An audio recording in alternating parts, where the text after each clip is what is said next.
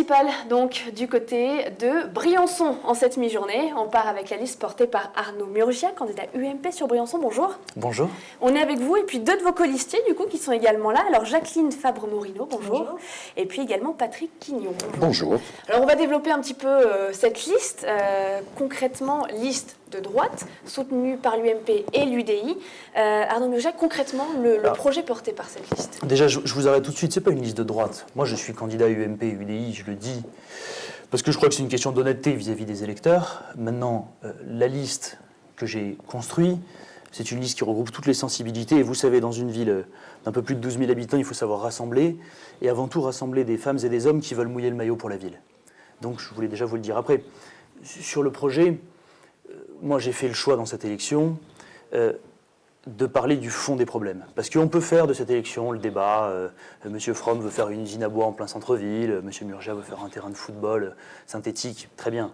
Le seul problème, c'est qu'on est dans une ville où on explique aux Briançonnaises et aux Briançonnais depuis bientôt 25 ans qu'on ne peut rien faire parce qu'on est trop endetté. Et je crois qu'on ne pourra pas l'expliquer encore longtemps. C'est pour ça que j'ai voulu placer le sujet de la dette et du plan que je propose pour le budget de la commune au cœur de cette élection. Parce que je crois que si on ne propose pas un plan sérieux, concret, ambitieux, sur les 6 ans à venir, pour régler une bonne fois pour toutes le problème de la dette et désendetter plus que ce qu'on désendette aujourd'hui, pour pouvoir, à la fin du mandat, entamer la baisse de la fiscalité locale. Pas pour faire de la démagogie, juste parce qu'on a 2 fois plus d'impôts locaux qu'ailleurs. Le sujet, c'est comment, à échelle 10 ans, on revient à une fiscalité normale. Parce que sinon, on continuera à être dans une ville dans laquelle les habitants qui sont locataires, qui à un moment de leur vie peuvent devenir propriétaires, s'en vont, parce qu'ils préfèrent acheter ailleurs. Une ville dans laquelle un jeune qui veut se lancer dans l'entreprise, dans le commerce, part, parce que la taxe foncière dans le bail commercial, c'est un 13e et un 14e mois. Une ville dans laquelle les investisseurs n'investissent pas, parce que c'est moins cher d'investir ailleurs. Et le fond du sujet, c'est là. Si on veut faire redémarrer la ville, si on veut pouvoir investir dans nos routes, dans l'embellissement de la ville, dans les équipements, il faut absolument régler le problème de la dette du budget de la ville pour que la commune puisse retrouver une indépendance financière. J'ai choisi de parler de ces sujets de fond. Justement, moi j'ai proposé un plan, j'ai pris un engagement, j'ai dit on désendettera plus que ce qu'on doit. C'est-à-dire qu'on continuera le plan de désendettement actuel, mais sur l'ensemble du mandat, par des cessions d'actifs, par les ressources nouvelles, l'engagement de dire que toutes les ressources nouvelles, et on en aura, pourquoi ? Parce qu'on a l'ensemble de nos casernes qui sont vides aujourd'hui. Donc on va faire signer des contrats avec une stratégie économique sérieuse.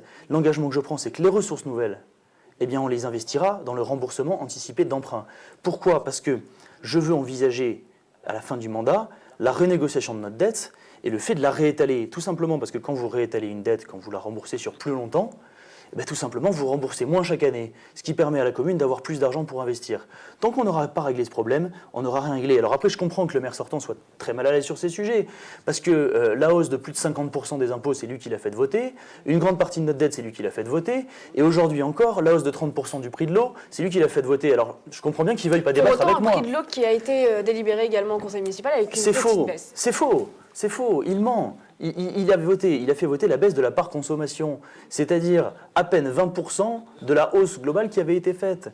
Donc on est à nouveau dans l'écran de fumée. Et c'est pour ça que je le dis, moi je regrette qu'il refuse systématiquement de s'expliquer sur son bilan et de débattre. Il passe sa journée à dire que notre équipe n'aurait pas de programme, pas de projet. Alors je le dis pour le maire sortant de Briançon, notre programme il est là, je l'encourage quand même à y jeter un œil parce qu'on s'est exprimé sur tous les sujets de manière sérieuse, claire, et le programme qu'on prend, il est cohérent et surtout, et je le dis à côté de mes deux colistiers aujourd'hui, il est porté par des gens qui sont compétents, expérimentés et sérieux. Et je crois vraiment que notre ville a besoin d'une équipe nouvelle, rajeunie, honnête, pour porter le changement dont vraiment Briançon a besoin et dont tous les Briançonnaises et les Briançonnais se rendent compte qu'il est nécessaire, tout simplement parce que la ville est dans un état qui aujourd'hui n'est plus acceptable. Il y en a un qui s'est exprimé d'ailleurs il n'y a pas très longtemps, le sénateur Pierre-Bernard Raymond, quelques jours du premier tour, qui annonce qu'il soutient Romain Grisca, l'autre candidat de droite, même si lui est d'hiver droite et sans parti.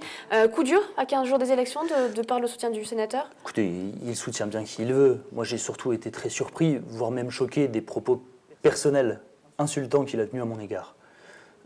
Pour une raison simple, c'est que je ne le connais pas. D'ailleurs, dans les 4 ans et demi qu'il le sépare de son élection, il n'a pas mis un seul pied à Briançon, donc j'aurais été mal à l'aise de le connaître. D'ailleurs, il n'a pas l'air de connaître bien le candidat qu'il soutient, puisqu'il s'est même trompé sur son âge. Enfin, écoutez, la vérité, c'est que le sénateur, il n'a même pas donné un seul euro à Briançon sur sa réserve parlementaire durant tout son mandat.